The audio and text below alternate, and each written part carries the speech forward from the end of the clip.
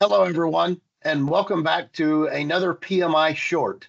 I believe today is number 5. My name is David Womack. I'm the president and CEO of Practice Management Institute. I'm joined today by Lynn Robinson. Lynn is the Director of Physician Relations and Professional Education at the Delaware State Medical Society. And Jan Hailey. Jan is the CEO of Practice Matters. Jan is also a senior faculty member at PMI. And Lynn is also a faculty member as well. Lynn does a lot of teaching of some of our certification classes specifically.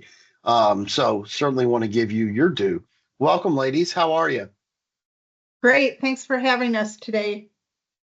Yes, Absolutely. doing great. Thank you. Today, we're here to talk about effective staff meetings and specifically the daily huddle. I know that just in prepping and planning for this, we've talked about kind of busting this up into 3 or 4 different episodes to talk about different type of meetings. But today we're going to focus on effective staff meetings and specifically talk about why they're important and, quite frankly, how to get them going.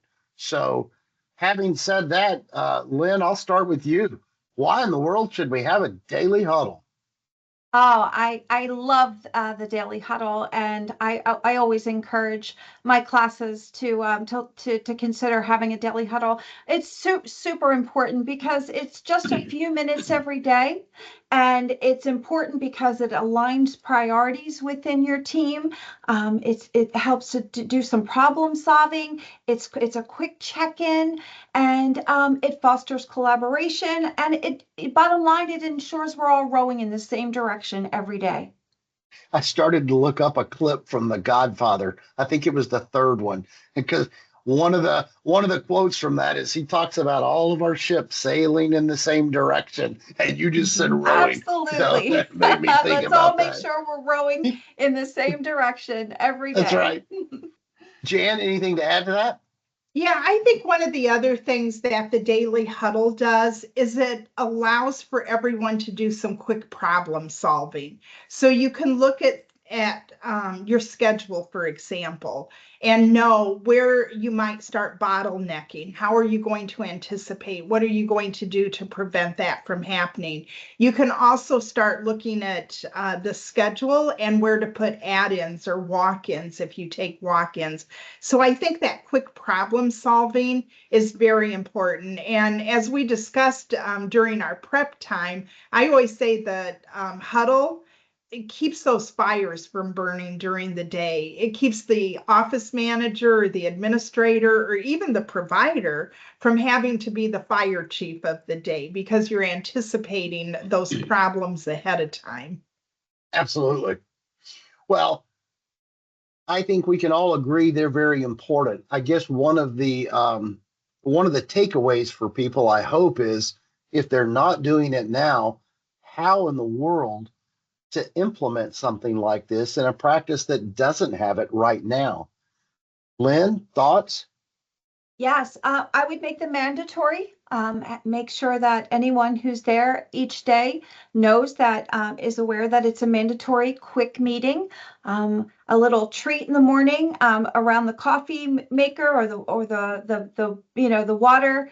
The proverbial water cooler. The water cooler meeting. Yep, it's been around forever, but it sure does work. So if you're in person, do a quick in the morning. Make it a mandatory meeting, and have a few quick agenda items that you're going to stick with every day. I recommend, a patient. Let's talk about our patients first and foremost in the morning. Do we have any special patients who might need a little extra time today? Let's talk about that patient and that time that they will need today. This will save us time down the road, fewer surprises, and make our team more efficient. And then any recognition, we want to make sure that we celebrate a job well done. Did something great happen yesterday, or are we celebrating something important today? Let's incorporate that into that mandatory meeting as well. That's fantastic. Jan, anything to add to that? So I think the number one thing in getting a huddle started is commitment.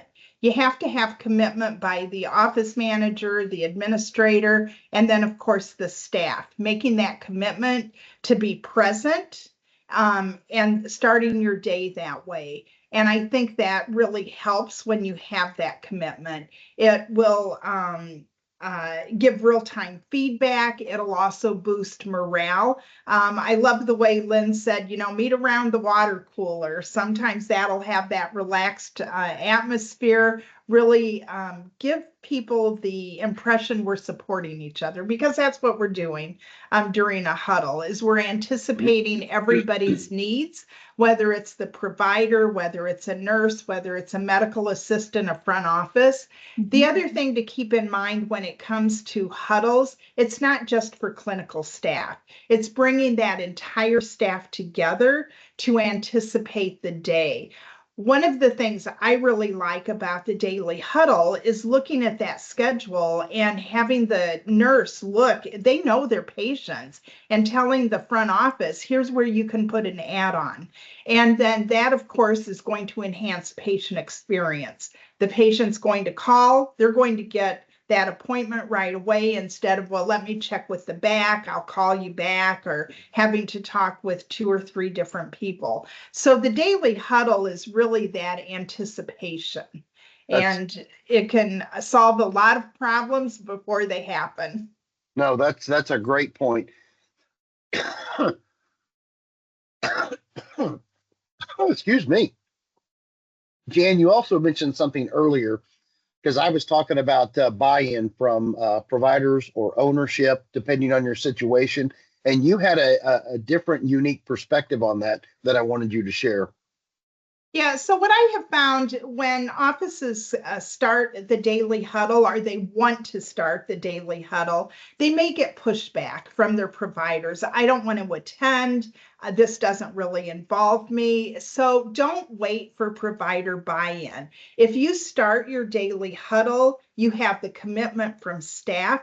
The providers are going to see the benefit of it, and it will not take long at all before they do have buy-in. They're going to see their schedules running smoother. They're going to see that they have the MRI report or the lab results on the chart when the patient comes in. They're going to know when a patient comes in that this patient is due for certain quality measures. They'll see their quality scores go up.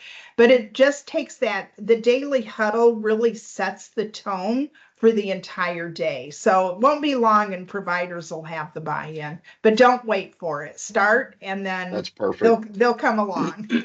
That's perfect. Well, I hope this gives people a sense of how to get a quick daily huddle going. I just made several quick notes.